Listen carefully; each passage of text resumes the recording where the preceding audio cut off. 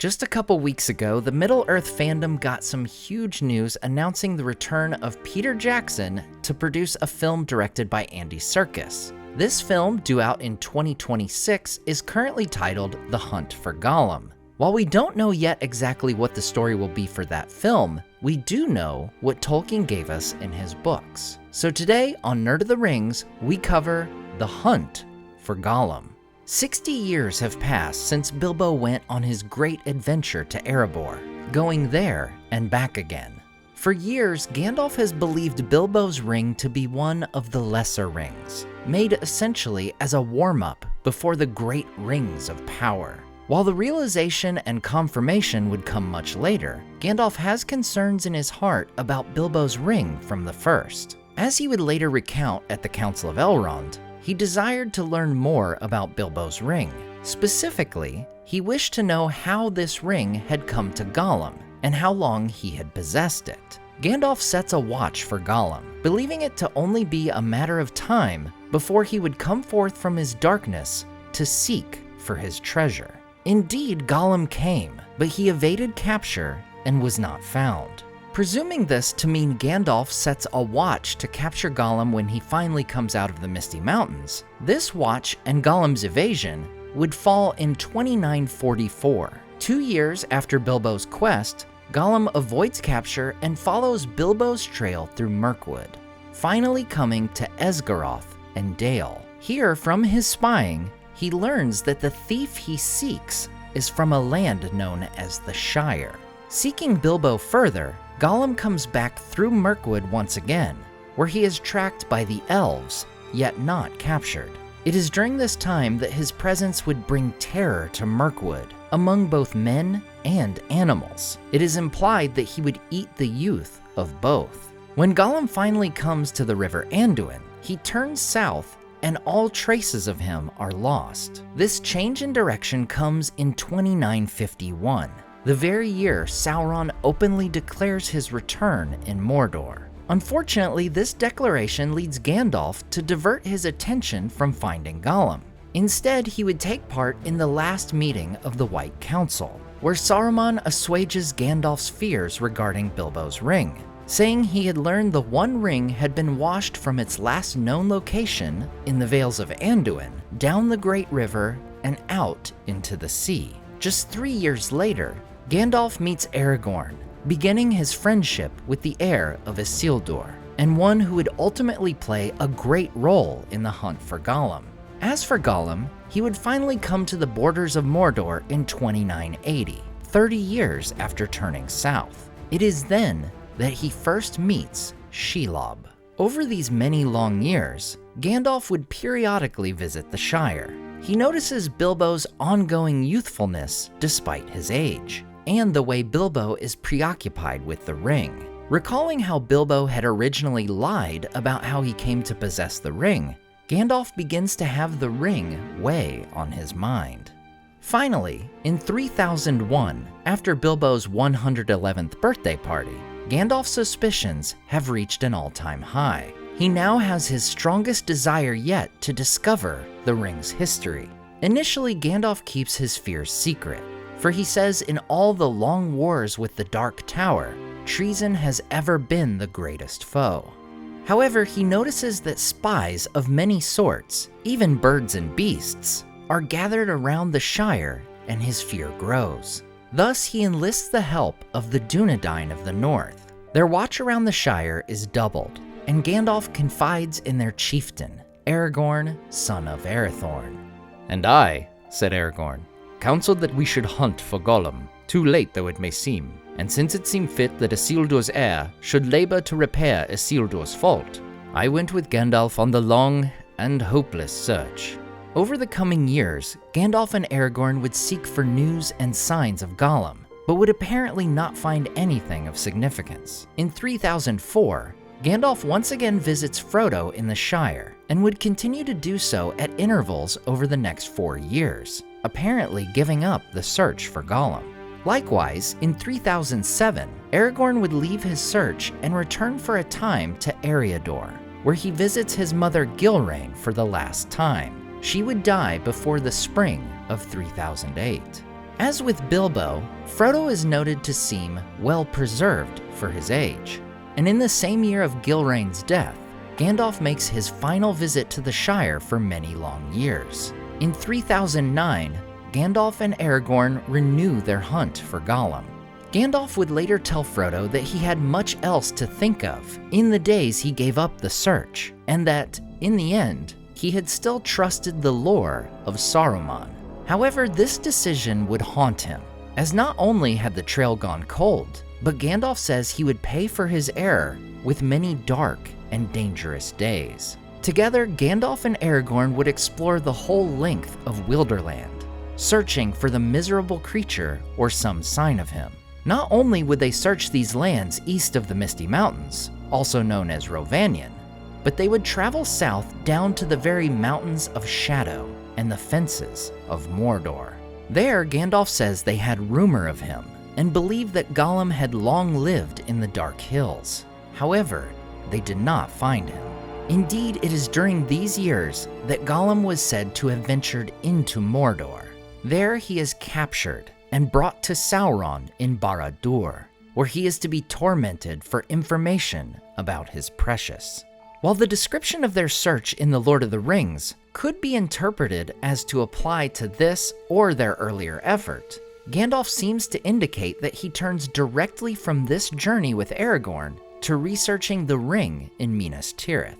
He decides to go to the White City after recalling something Saruman had said during the White Council decades earlier, that there were markings placed upon the One Ring that perhaps the skilled could see and read. Without knowing what these markings might be or how to read them, he turns to the most likely place that Saruman himself might have learned of the ring, the archives of Minas Tirith.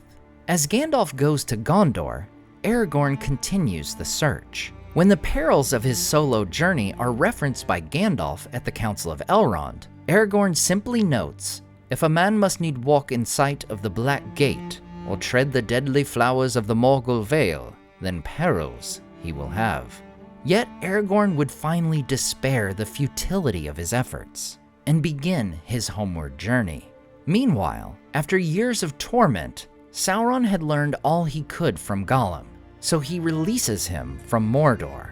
It is said in Unfinished Tales, he did not trust Gollum, for he divined something indomitable in him, which could not be overcome even by the shadow of fear, except by destroying him. But Sauron perceived the depth of Gollum's malice toward those that had robbed him, and guessing that he would go in search of them to avenge himself, Sauron hoped that his spies would thus be led to the ring. Thus, in January 3017, Gollum is released by Sauron and leaves Mordor. Aragorn, who is on his return journey, comes to the Dead Marshes and finds what he so long sought, marks of soft feet beside a muddy pool. Not only was this a trail of Gollum, but it was fresh and leading away from Mordor, not to it. Along the skirts of the Dead Marshes I followed it, and then I had him. Lurking by a stagnant mere, peering in the water as the dark eve fell, I caught him, Gollum. He was covered with green slime. He will never love me, I fear, for he bit me, and I was not gentle. Nothing more did I ever get from his mouth than the marks of his teeth. Thus, Gollum is captured by Aragorn on February 1st. The hunt for Gollum is finally a success. However, Aragorn would still need to take the creature someplace safe, so that he may be questioned by Gandalf. Aragorn must also concern himself with spies of the enemy.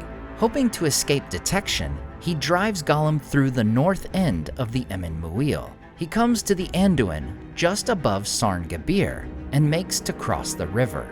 No doubt, crossing the Great River with such an unwilling travel companion would present a great challenge. So Aragorn takes a log of driftwood that laid on the shore, ties Gollum to it, and swims across the river.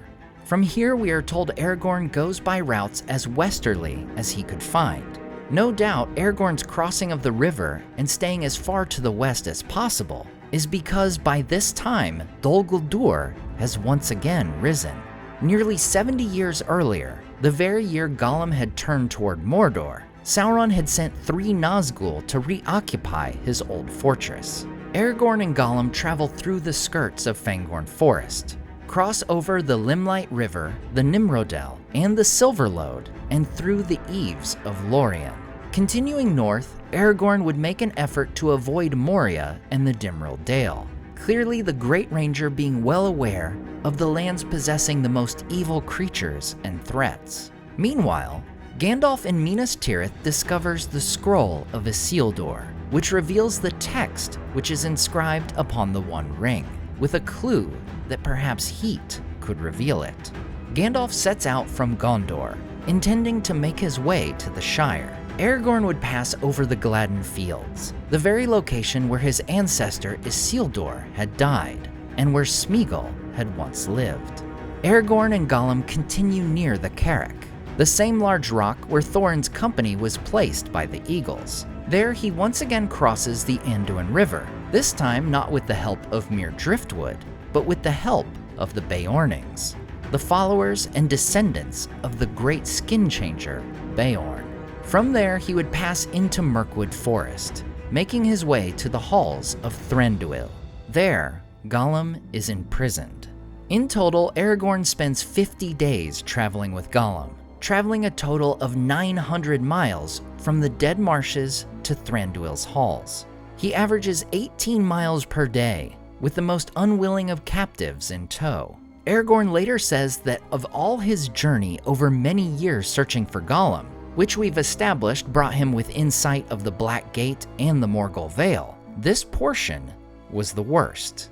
The road back, watching him day and night, making him walk before me with a halter on his neck, gagged, until he was tamed by lack of drink and food, driving him ever towards Mirkwood. I brought him there at last and gave him to the Elves, for we had agreed that this should be done, and I was glad to be rid of his company, for he stank. For my part, I hope never to look upon him again.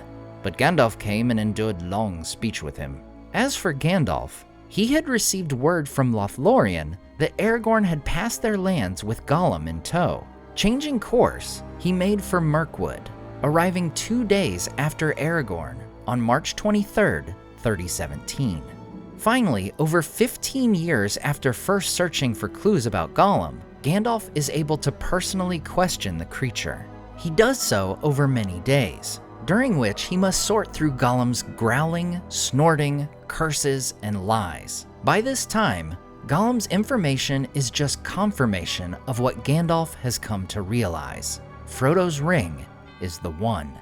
He learns that Gollum possessed the ring for many lives of his kind, a power only a great ring could wield. He also learned of Gollum's capture in Mordor, and that he had told the Dark Lord of his magic ring, and the names of Shire and Hobbits.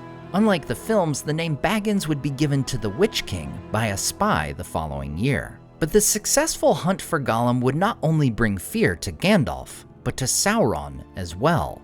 Now Sauron, learning of the capture of Gollum by the chiefs of his enemies, was in great haste and fear. Yet all his ordinary spies and emissaries could bring him no tidings. And this was due largely both to the vigilance of the Dunedain and to the treachery of Saruman, whose own servants either waylaid or misled the servants of Sauron.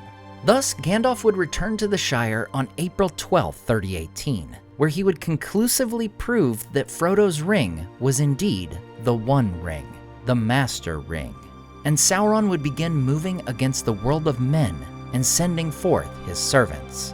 The ring wraiths are sent forth in secret to discover the location of the Shire, and near this very day, a force of orcs from Dol Guldur attack Thranduil's realm, allowing Gollum to escape. He is now free of captivity for the first time in several years. The hunt for Gollum now over, Gollum's hunt for the Ringbearer resumes. As always, I want to say a huge thank you to all my Patreon and YouTube supporters who make this channel possible.